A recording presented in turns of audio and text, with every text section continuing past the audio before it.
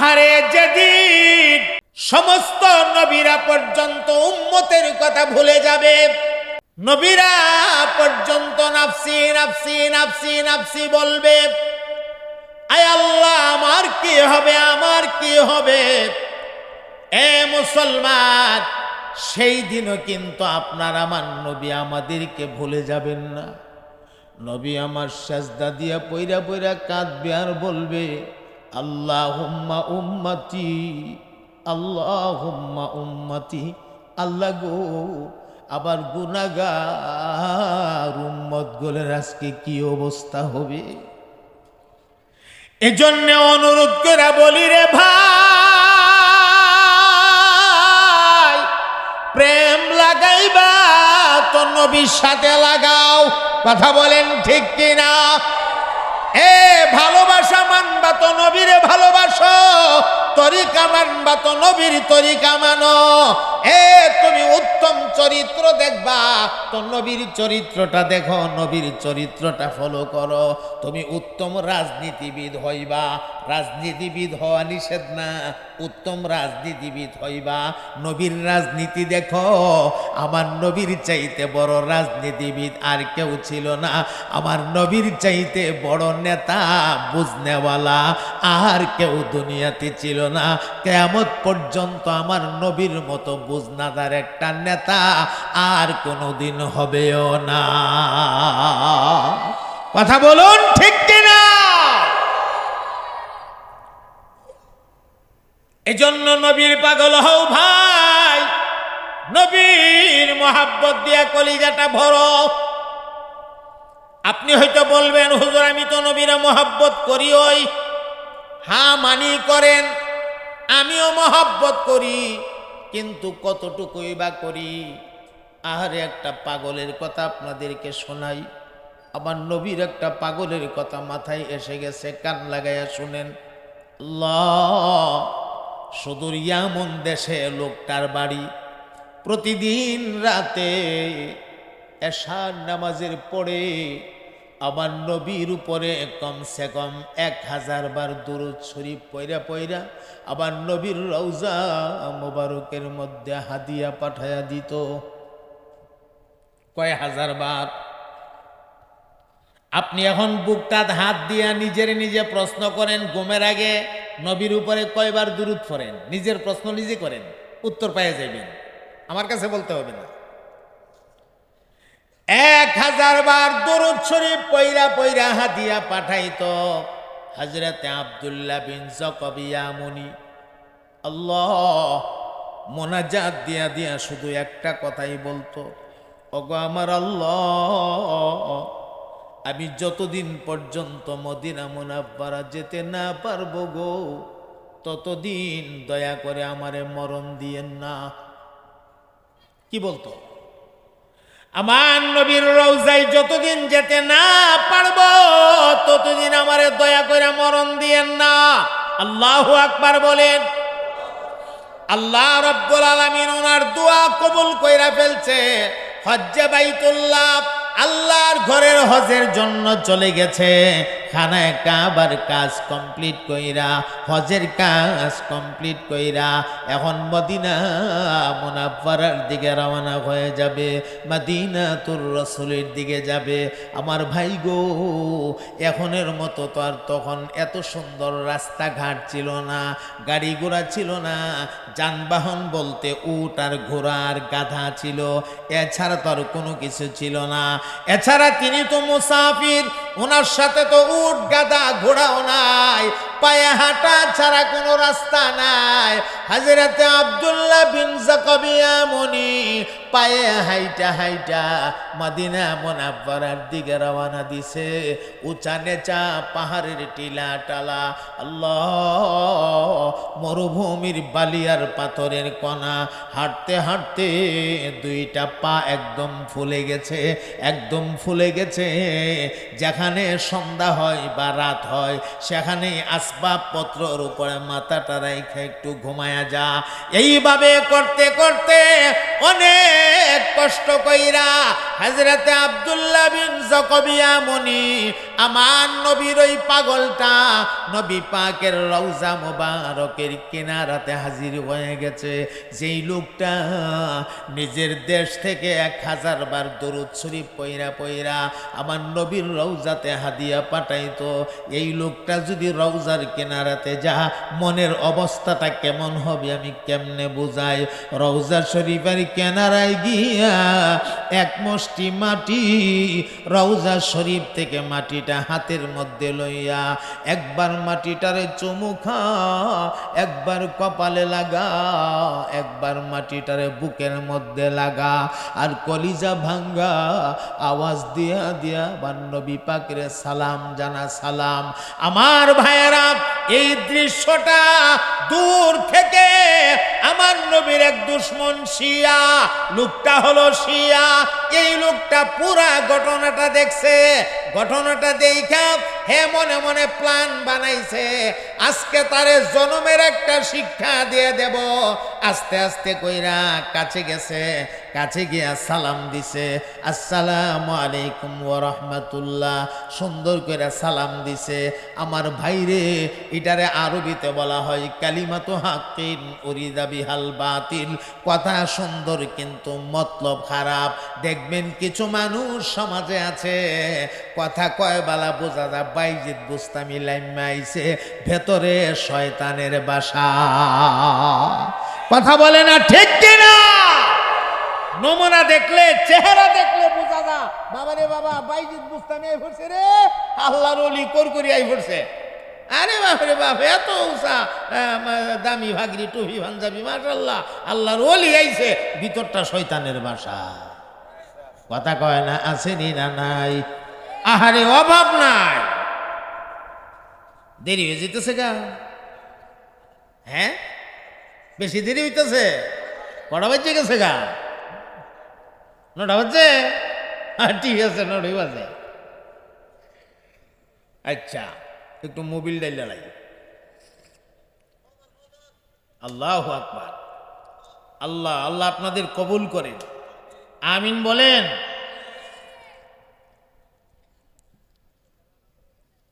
শোনেন, আসসালামু আলাইকুম ওয়া রাহমাতুল্লাহ সালাম দিছে। সালাম বালা না খারাপ? এর ভিতর বালা নেই, উদ্দেশ্য বালা নেই, উদ্দেশ্য বালা না। সালাম দিয়া ডাক দিয়া কয়, হে ভাই আপনার নাম কি? কয় আমার নাম আব্দুল্লাহ বিন যাকাব। বাড়ি কোথায়? বেলে বাড়ি এমন দেশে। কেন ভাই? ও ভাই রে, তুমি যে নবীর এত বড় পাগল আমি তো আগে জানি না, আজকে আমি পাগলের মতো একটা পাগল দেখলাম। তুমি নবীর লাগি এত পাগল, তুমি যেমন পাগল আমিও নবীর পাগল। আসো দুই ভাই মিল্লা আজকে জোহরের পরে 4টা খানা আমরা একসাথে খাই। দাওয়াত দিতেছে, দাওয়াত। আমার ভাইয়েরা, তিনিও মনে মনে ভাবতেছেন যেহেতু আমি মুসাফির মানুষ, কোথাও না কোথাও তো আমার খাওয়া লাগবে, এছাড়া দাওয়াতটা গ্রহণ করা তো সুন্নত। আচ্ছা দাওয়াতটা গ্রহণ করে ফেলি। দাওয়াত গ্রহণ করে ফেলেছে। সালাতুজ জোহরের পরে লোকটা আইসা এই জায়গা থেকে আব্দুল্লাহ বিন যাকাবিয়া মুনিরে নিয়ে গেছে, বাড়িতে নিয়া একটা ঘরের মধ্যে বসায়, আপনি একটু বসেন আমি আসতেছি, বসেন আসতেছি কয়া গেছে। বন্ধু মহলের কিছু বন্ধু বান্ধবরে লয়ে আইছে, আসছে যে সবার হাতে দেশীয় বিভিন্ন রকমের অস্ত্র। এখন বলেন খাওয়াই তো নিছে, কথা কয় না, খাওয়াইবার লাগি নিছে। এ মুসলমান ভাইরা আমার, হযরতে আমনি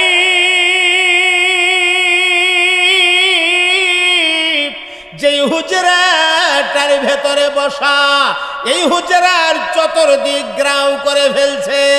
যেই দুশ্মনটা দাওয়াত দিয়ে নিয়েছিল, এই দুশ্মনটা ঘরের ভেতরে ডুইকা হযরত ইয়ামুনির চেহারা বরাবর তলোয়ারটা ধইরা দিয়া ইয়ামুনিরে ডাক দিয়া কয়, ইয়ামুনি রে, এখনো সময় আছে, মুহাম্মদের উপর দুরূদ শরীফটা ছাইরা দে, বাঁচতে যদি চাস। আর যদি না চারস, এই মুহূর্তে তোকে দুনিয়ার জমিন থেকে বিদায় করে দেওয়া হবে। হযরতে ইয়ামুনি দুইটা চোখের পানি ছাইরা দিয়া কান্দে আর কই, কেন রে ভাই, কেন? আমি তো বড় ধরনের কোনো অন্যায় তোমাদের সাথে করি নাই, আমারে এইভাবে কষ্ট দিচ্ছ, কারণটা কি? দাওয়াতের নাম দিয়ে আইনা এই কষ্ট দেওয়ার কারণ কি? কয়েকটি মাত্র কারণ, মুহাম্মদের উপরে তুই দুরূদ পড়তে পারবে না, মুহাম্মদরে ছাইরা দিতে হবে, এইটাই শুধু কারণ। যদি ছাইরা দেশ তো বাঁচবে, আর যদি না ছাড়বে তো মরবে। কোনটা বাইছা নিবে? রাস্তা তোর দুইটা। এমনি ইয়ামুনি ইমানি জজবাই একটা জবাব দিয়া দিছে, রে বেঈমানেরা, তোমরা কি মনে করেছ সামান্য কয়েকটা তলোয়ারের ভয় দেখাইলে আমি আমার নবী মুহাম্মদুর রাসূলুল্লাহ সাল্লাল্লাহু আলাইহি ওয়াসাল্লামকে ছেড়ে দিব? না না না, কান লাগায়া তোমরা শুইনা রাখো, তোমাদের তলোয়ারের নিচে আমি আমার জীবনটা দিয়া দিতে রাজি। এরপরও একটা মুহূর্তের জন্য আমি আমার নবী মুহাম্মদকে ছাড়তে রাজি না। কি পরিমাণ ভালোবাসা! সুবহানাল্লাহ। আমার ভাইয়েরা, এমনি ওই মুশরিকিনরা হযরত ইয়ামুনিরে টাইনা শেষরায়া বেউজ্জতিমূলক ভাবে ইহানত কইরা টাইনা শেষরায়া গড় থেকে বাহির করছে। আল্লাহু আকবার। গড় থেকে বাহির কইরা বাড়ির উঠানে আইনা উঠানের মধ্যে ওনাকে আরেকবার থ্রেট দিল। থ্রেট তলোয়ার দেখায়া কয়, এখনো সময় আছে, কিন্তু নয় জবাই কইরা ফালামু। ইয়ামুনি কয়, আমি ভয় করি না, জবাই কইরা ফালাও, আমার নবীর লাগি যদি জানটা দিতে পারি গো, আমি আমার জীবনটারে সফল মনে করব, জবাই কইরা ফালাও, আমার কোনো আপত্তি নাই। আমার ভাইয়েরা, এমনি বেঈমানেরা হযরত ইয়ামুনিকে জমিনের মধ্যে চিতমুখী শোয়াইছে, দুইটা হাত এইভাবে মাথার উপর দিয়া নিয়া হাতের দুই পাশে লম্বা লম্বা দুইটা খোঁটা জমিনের সাথে গাইরা দিয়া ওই খোঁটাগুলির সাথে দুইটা হাত রে বান দিছে, যেন হাতগুলি নড়াচড়া করতে না পারে। দুইটা পায়ের গোড়ালিতে দুইটা খোঁটা মাইরা দুইটা পা শক্ত কইরা টান দিয়া বান দিছে, যেন পা গুলিকে নড়াচড়া করতে না পারে। মোটা একটা রশি লইয়া এই রশিটারে দুইটা পাট কইরা বুকটার উপর দিয়া দিছে। একদিকে রশিটা বাইন্দা আরেক দিকে আংটা লাগায়া কয়েকজনই মিল্লা রশিটার মধ্যে দইরা দইরা টানতেছে। আহারে, যতই টানে রশিটা আস্তে আস্তে করে নিচের দিকে চাপতেছে। হযরত ইয়ামুনি যেন মনে হয় বুকের ছাটনিগুলি ভাঙ্গা মটমটায়া ভেতর দিকে চলে যাইতেছে। আল্লাহ, ইয়ামুনির বুকটার মধ্যে ব্যথা শুরু হয়ে গেছে, সহ্য করতে পারে না। আপনি আপনি দুই চোখ দিয়া পানি বের হয়ে গেছে, পানি। হযরত ইয়ামুনির পানি বের হইয়া চোখের পানিগুলি গড়ায়া গড়ায়া জমিনের মধ্যে পড়ে। আল্লাহরে ডাক দিয়া কো, আল্লাহ, আমি বুঝছি গো, আমার ঈমানের পরীক্ষা বুঝি শুরু হয়ে গেছে। আল্লাহ, তুমি আমারে পরীক্ষা করো, আমার কোনো আপত্তি নাই।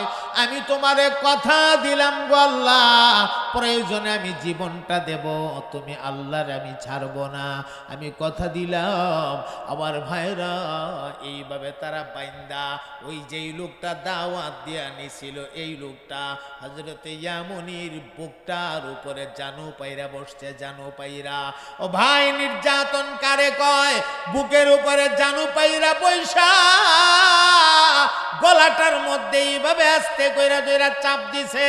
ও ভাই, গলার মধ্যে চাপ দিলে দেখবেন জিহ্বাটা বাহির হয়। হযরত ইয়ামুনির জিহ্বাটা যখন বের হয়ে গেছে, ওই যে বড়শি আমাদের দেশে আছে, মাছ মারে বড়শি, বড়শির মতো একটা আংটা, এই সুক্কা আংটাটা চাপ মাইরা ইয়ামুনির জিহ্বাটার ভেতরে ঢুকাইয়া দিছে। আংটাটা ঢুকাইয়া দিয়া আংটাই ধরে টান মাইরা জিহ্বাটারে আরো বাহিরে আনছে। হাতের ধারালো ছড়ি দিয়া হযরত ইয়ামুনির জিহ্বাটারে মাঝখান দিয়া কাইটা পালাইছে। আমার ভাই রে, জিহ্বা কাটার পরে কিন্তু নির্যাতনটা শেষ হয়ে গেল না। হযরত ইয়ামুনির হাতে পায়ের বানগুলিরে খুলছে, হাত পায়ের বানগুলিরে খুললা ইয়ামুনিরে দাঁড় করাইয়া ওই কাটা জিহ্বাটা হযরত ইয়ামুনির হাতের মধ্যে তুলে দিছে। ও ভাই, নিজের জিহ্বা নিজের হাতে, এটা কেমন করুণ একটা অবস্থা। আরে নিজের কাটা জিহ্বা নিজের হাতে ইয়ামুনির ঘাটটার মধ্যে ধরে ধাক্কা দিয়া কো, যা যা তোর মোহাম্মদ রে গিয়া বল তোর জিহ্বাটা ভালো করে দেওয়ার জন্য। এতই যখন মোহাম্মদ মোহাম্মদ করস, তোর মোহাম্মদ রে গিয়া কো জিহ্বাটা ভালো করে দেওয়ার জন্য যা। হযরত ইয়ামুনি কাটা জিহ্বাটারে হাতে লইয়া কদম কদম চলতেছে, আমার নবী পাকের রওজা মোবারকের দিকে যাইতেছে। হে মুসলমান বন্ধু আমার, মুখ থেকে রক্ত বের হইয়া রক্তের দাড়িগুলো লাল হয়ে গেছে, রক্ত পইরা জামা লাল হয়ে গেছে, রক্ত ফুটার ফুটা টপ টপায়া জমিনে পড়তেছে। হযরত ইয়ামুনি জিহ্বা নাই, কথা বলতে পারে না। অন্তরে অন্তরে আমার মাওলা পাকের কাছে দুইটা দরখাস্ত জানাইছে। এক নাম্বার দরখাস্ত জানাইছে, আল্লাহ, আমার মুখের তাজা রক্তগুলি তোমার জমিনের যেই জায়গাতে পড়ে গো, এই জায়গাগুলি যেন হাসরের ময়দানে আমি ইয়ামুনির পক্ষে তোমার কাঠ গড়ার মধ্যে সাক্ষী হয়ে যা। আর দুই নাম্বার দরখাস্তটা জানাইছে, আল্লাহ, যেই নবীর জন্য আমি আমার জিহ্বাটা দিলাম, আমার নবীর রওজার কিনারায় যাওয়া না পর্যন্ত আমারে দয়া করে মরণ দিয়েন না। দুইটা দরখাস্ত আল্লাহর কাছে জানাইলেন। ও ভাই, মদিনাতুর রাসূল আমার নবী পাকের রওজা মোবারকের দিকে চলছে, মাঝে মাঝে বসে যা, শরীর দুর্বল তো, রক্ত ঝরতে ঝরতে শরীরটা দুর্বল হয়ে গেছে, মাঝে মাঝে বসে যা, আবার মাঝে মাঝে কয়েক কদম চলে। এইভাবে কইরা চলতে চলতে চলতে চলতে চলতে চলতে আবার নবী পাকের রওজা মোবারকের কিনারাতে গেছে। আল্লাহ, রওজা শরীফের কিনারাতে গিয়া এক মুষ্টি মাটি লইয়া ভেতরের কাটা জিহ্বার অংশটার মধ্যে চাপ দিয়া ধরছে। আমি দেখি আমার মুখের রক্ত বের হওয়াটানি বন্ধ হয়। চাপ দিয়া ধরলে কি হবে গো, রক্তে হাতের মাটি লাল হয়ে গেছে, রক্তে হাত লাল হয়ে গেছে, রক্ত বের হওয়া বন্ধ হয় না। উনি আর দাঁড়ায়া থাকতে পারে না, দুর্বল হয়ে গেছে। রওজা শরীফের কিনারায় আস্তে করে বসে গেছে। আমার ভাইয়েরা, এখন আর বৈশাও থাকতে পারে না, দুর্বলতার কারণে আমার নবীর রওজার উপরে হাতটা লাগাইয়া দিয়া আস্তে করে একটা তাকিয়া লাগাইছে, তাকিয়া একটু ধাক্কা দিয়ে এইভাবে হেলান দিছে। ভাবলেন একটু আরাম করি, যেই মাত্র হেলান দিয়া মাথাটা ফালাইয়া দিছে, আমার আল্লাহ ইয়ামুনির দুই চোখের মধ্যে রহমতের ঘুম ডাইল্লা দিছে। হযরত ইয়ামুনি রওজা মোবারকের উপরে ঘুমায়া গেছে। আমার ভাই, যেই মাত্র রওজার উপরে ঘুমায়া গেছে গো, এমনি ঘুমের ঘরে স্বপ্ন যুগে তাকায়া দেখে রওজার নবী রাহমাতুল লিল আলামিন ইয়ামুনির সামনে আইসা দাঁড়ায়া গেছে। আল্লাহু আকবার বলেন, আল্লাহু আকবার। আমার নবী আয়া সামনে দাঁড়ায়া গেছে। আমার নবীর কলিজাটা উম্মতের মায়া দিয়া ভরা। নবী আমার আর এই চিত্রটা দেখে সহ্য করতে পারতেছে না। আমার নবীর দুই চোখ দিয়া আপনি আপনি পানি বের হয়ে গেছে। নবী আমার ডাক দিয়া কোকে রে, কি তোমার নাম, বাড়ি তোমার কোন জায়গায়, কে তোমার জিব্বাটা কাটছে আমার কাছে বলো। প্রশ্ন করলে কি হবে গো, জিব্বা নাই, কথা তো আর বলতে পারে না। আমার মুহতারাম ভাইয়েরা, আমার নবী ইশারা দিলেন, আসো, কাটা জিব্বাটা নিয়ে আমার দিকে আসো। হযরতে আব্দুল্লাহ বিন যাকাবিয়া মুনি কদম কদম সামনের দিকে আগা, আমার নবী পাক কদম কদম সামনের দিকে আগা। একদম কাছাকাছি এসে গেলে হযরত ইয়ামুনির আমার নবী দুইটা হাত বাড়ায়া দিয়া নবী আবার টান মাইরা ইয়ামুনির সিনার সাথে আবার নবী পাকের সিনাটারে চাপ দিয়া লাগাইয়া দিছে। আল্লাহু আকবার বলো মুসলমান। এই সিনাটার দাম কত রে,